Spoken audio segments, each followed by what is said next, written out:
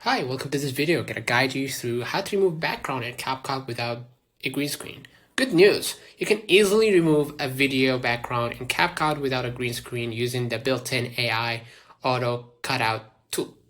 CapCut's advanced algorithm automatically detects the subject and isolates them from the background, which you can then replace with a new image, video, or solid color.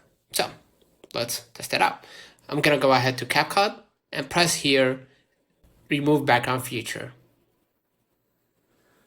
Right? Now I'm gonna select a video or a photo to isolate the person, the individual.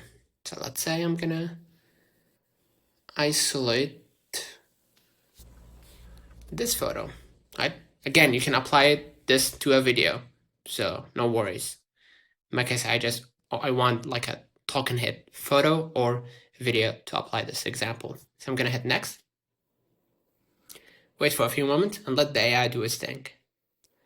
And basically, that's it. You remove the background successfully. Consider liking this video, subscribing. It really helps. See you in the next one.